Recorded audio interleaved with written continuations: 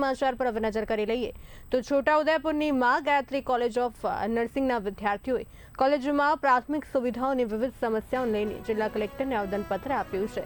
વિદ્યાર્થીઓનો આક્ષેપ છે કે ફી વસૂલાત, સ્ટાફની અછત, અસલ પ્રમાણપત્રોની સમસ્યા અને હોસ્ટેલ સુવિધાઓની અછત જેવી અનેક મુશ્કેલીઓનો તેઓ સામનો કરી રહ્યા છે। ફીની કોઈ પાવતી કે હિસાબ ન મળતો હોવાનો પણ વિદ્યાર્થીઓએ આરોપ લગાવ્યો છે। તાત્કાલિક ન્યાય અને સમસ્યાના નિરાકરણની માંગ સાથે આવેદનપત્ર આપવામાં આવ્યું છે। માંથી બોલું છું જે 25,000 ફી લે છે, અમારે યરલી 25,000 લે છે। 25,000 આપવાના છે ને અમારે એનો પ્રશ્ન છે। અમારે એક વર્ષની 25,000 એમાં બૂટ કપડા બધું આવી જાય, પણ બીજા વર્ષે 25,000 લે છે એનો કોઈ અમને હિસાબ નહીં આવેલો અને ફર્સ્ટ યરની હજુ પાવતી બી નહીં આલેલી। હમણાં પાવતી નહીં, ફેકલ્ટી નથી, કશું નથી। આજે અમે માં ગાયત્રી કોલેજ નર્સિંગ કોલેજની અંદર આજે જે વિદ્યાર્થીઓની જે સમસ્યા છે, સમસ્યાને લઈને અમે રજૂઆત કરવા માટે આવ્યા છે। આજે બહેનો છે, ભાઈઓ છે, એમને અહીંયા ભણવા માટે પૂરી સુવિધા નથી, સ્ટાફ પણ નથી। એમને પૂછવામાં આવી છે ત્યારે એમ કહી રહ્યા છે કે 2 થી 3 ટીચર રોજના આવે છે। તો જે શા માટે આજે આદિવાસી વિદ્યાર્થીઓને અન્યાય કરવામાં આવી રહ્યો છે?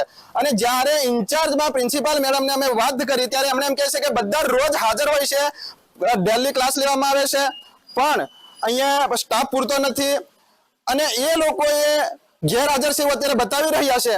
તો શા માટે ગેરહાજર છે, કયા કારણોથી ગેરહાજર છે, એનો કોઈ અહીંયા હિસાબ નથી એમની પાસે। અને વિદ્યાર્થીઓની વધારાની ફી લેવામાં આવી રહી છે। આ વધારાની જે ફી લે છે, જો 2 વર્ષ સુધી 50,000 હોય તો ત્રીજા વર્ષમાં 68,000 થઈ રહ્યા છે। હવે આ બહેનો છે, બહેનોને ખાવા માટે પણ પૂરતું નથી મળતું, એમને અઠવાડિયાથી પૌવાડલા જ મળી રહે છે, બહેનોનું કેવું છે। અને જો પૂરતો સ્ટાફ નથી અને એમને પાણી જો છે, પાણીની પણ અહીં સુવિધા નથી, તો વિદ્યાર્થીઓ ભણવા એમનું ભવિષ્ય કેવા? હાલમાં મને આ વિશે ખ્યાલ નથી કે અહીંયા કેમ આ લોકો ભેગા થાય, પણ મને કોલ આવ્યો એટલે મેં અહીંયા આવ્યો અને હમણાં કોલ આવ્યો એટલે અહીંયા આવીને મને જાણવા મળ્યું કે આ લોકો ડોક્યુમેન્ટ જે છે અને ફીસની વાત નીકળી છે। જે ઓરિજિનલ ડોક્યુમેન્ટ છે મારી કસ્ટડીમાં છે એવું એ લોકોનું કહેવું છે, પણ હાલમાં મારી પાસે ડોક્યુમેન્ટ છે નહીં, એ એમની કસ્ટડીમાં છે। અને જે ફીસ છે એ મારી પાસે 20% કલેક્શન જ આવેલું છે, જે અમે પાર્ટનરશિપ તરીકે કામ કર્યું છે ને એ મેં કોલેજની પાછળ ખર્ચો કરેલો છે, જેનો હિસાબ કિતાબ ઓલરેડી એગ્રીમેન્ટ કરીને એ લોકોની પાસે મને લખાવીને રાખેલું છે, એ એમની પાસે કોપી પડેલી છે। અને આ ઇસ્યુના લીધે હવે છોકરાઓની સ્કોલરશિપ અટકેલી છે, એટલે એ બાબતમાં આ લોકો ભેગા થયા છે।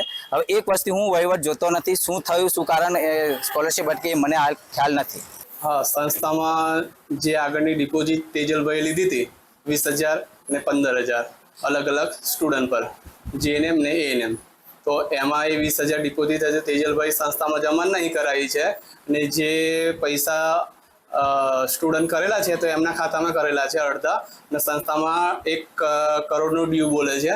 તો મેડમ જોડે જે સંચાલક છે સંજય સર, વર્ષા શર્મા પ્રિન્સિપાલ છે, એ મેડમ જોડે નિકાલ કરતા હતા ડોન બોસ્કો સ્કૂલ વસેડી, તો એમાં તેજલભાઈ મેડમ પર ગુસ્સાઈને ઝઘડો કર્યો અને ફાધર જોડે બી કરી દીધો। તો મેડમને એવું કહ્યું છે કે હવે તેજલ તું શાંતિથી નિકાલ આવે તો પોલીસને બંદોબસ્ત લઈને નિકાલ આવશે, કેમ કોઈ બધો ડ્યુ તેજલભાઈ પર 1 કરોડનો બોલે છે। હવે તેજલભાઈ કઈ જવાબ નહીં આપતા સ્ટુડન્ટને, કઈ નહીં। મેં અહીંયા એડમિશન લીધું હતું, પણ મારું એડમિશન અહીંયા થશે એવું મને નહીં કીધું અને મારું એડમિશન લક્ષ્મીનારાયણમાં કરવામાં આવ્યું હતું મારી પરમિશન વગર, અને ફર્સ્ટ યરની પાવતી બી નહીં આપી અને ફી લેટ ફી ભરે છે તો બી એ લોકો પેનલ્ટી લે છે। પપ્પા લાવે તો પછી ભરીએ ને પછી એના પહેલા કઈથી ભરી